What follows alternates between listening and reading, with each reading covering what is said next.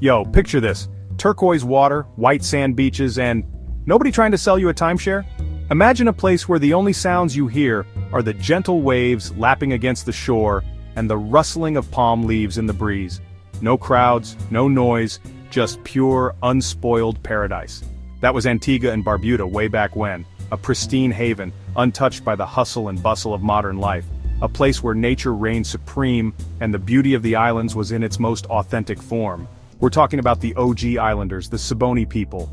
These were the first inhabitants who made these islands their home, long before any European explorers set foot here. Now they weren't on Instagram, so we don't have any thirst traps from their beach days. But they had their own way of capturing the essence of island life through their daily activities and connection with nature. But they were chilling, fishing, living the good life. Their days were filled with the simple pleasures of life, like casting nets into the clear waters and reaping the bounty of the sea. Then came the Arawaks, sailing in like "move over, fam." They brought with them new skills and traditions, adding to the rich tapestry of island culture. These guys were farmers, fishermen, and pottery makers. They cultivated the land, fished the abundant waters, and created beautiful pottery that told stories of their lives and beliefs.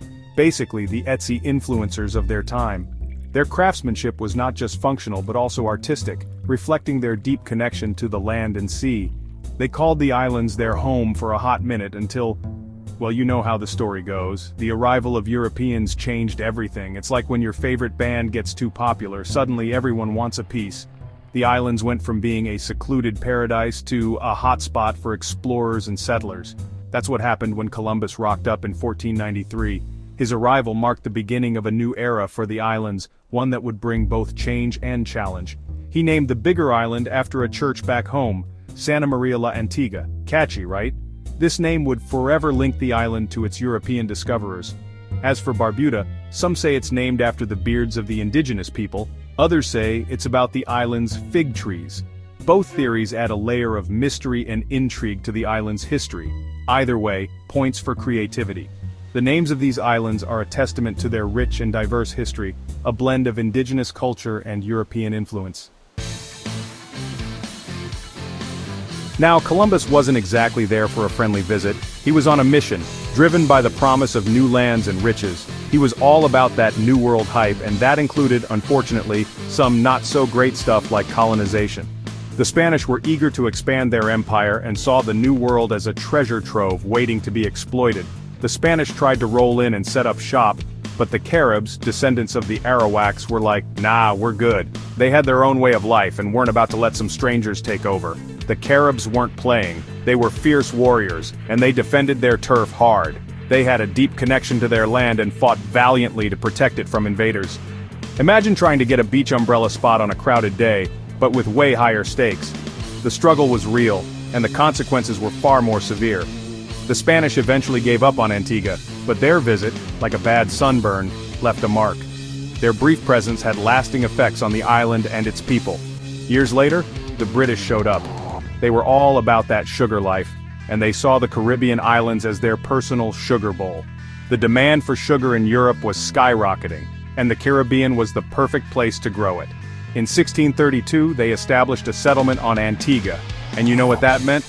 Time to call in the workforce. The British were determined to make their sugar plantations profitable, no matter the cost. Sadly, that workforce wasn't going to be made up of willing participants. The transatlantic slave trade brought countless Africans to the Caribbean, where they were forced into brutal labor on the plantations. This dark chapter in history left an indelible mark on the region and its people. Here's where things get heavy, guys. The British needed people to work those sugar plantations, and they weren't taking no for an answer. They forced enslaved Africans to cross the Atlantic under horrific conditions, and the impact of that slave trade still echoes today. It's a dark chapter in history and one that we can't ever forget. For centuries, the sugar plantations ruled Antigua's economy. It was a brutal system with enslaved Africans treated with unimaginable cruelty. But even in the face of such oppression, their spirit couldn't be broken. They resisted in big ways and small, holding on to their cultures and traditions, planting the seeds for a future free from chains. The sugar industry eventually went bust because even empires can't ignore basic economics forever. But by then, the landscape of Antigua, both literally and figuratively, had been forever changed. Fast forward to the 20th century, and the winds of change were blowing. The Caribbean was a region ripe for transformation, with its people yearning for a new chapter in their history.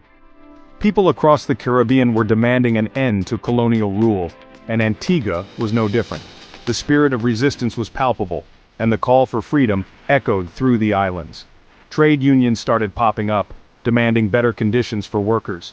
These unions became the backbone of the labor movement, uniting workers in their fight for fair treatment and justice. It was like the original quiet quitting, but instead of just being passive-aggressive in the office kitchen, they were actively fighting for their rights. The workers' determination was unwavering, and their voices grew louder with each passing day. One name you gotta know: Sir Vere Cornwall Bird. He emerged as a beacon of hope and a symbol of the struggle for independence. He was a charismatic leader who rallied the people and pushed for independence. His speeches ignited a fire in the hearts of many, inspiring them to dream of a free and sovereign nation. Think of him like the Antiguan Martin Luther King Jr., but with maybe a bit more island flair. His ability to connect with the masses was unparalleled, and his vision for a liberated Antigua was clear. He knew how to work a crowd and fight for what was right. His leadership was instrumental in galvanizing the movement and steering it toward success. Under Bird's leadership, Antigua and Barbuda negotiated for their independence from Britain. The negotiations were tough, but the resolve of the Antiguan people was tougher. And finally, on November 1, 1981, the islands got to hit that "free at last" button. It was a momentous occasion, marking the dawn of a new era. It was a historic moment, a time for celebration, but also a time to roll up their sleeves and start building a new nation. The journey to independence was just the beginning. The real work of nation building was about to commence. Independence wasn't just about fireworks and flag waving, though that was definitely part of it. It was about taking control of their own destiny, writing their own story. And like any good story, there were challenges ahead.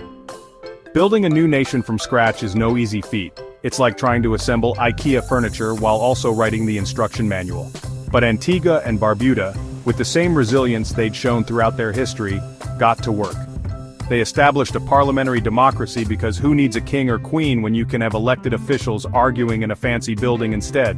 They focused on education and healthcare because a healthy and educated population is key to any nation's success. And they started to diversify their economy because relying on just sugar was so 18th century.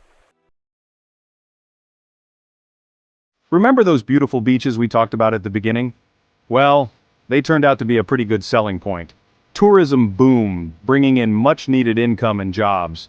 Suddenly everyone wanted a piece of that island paradise.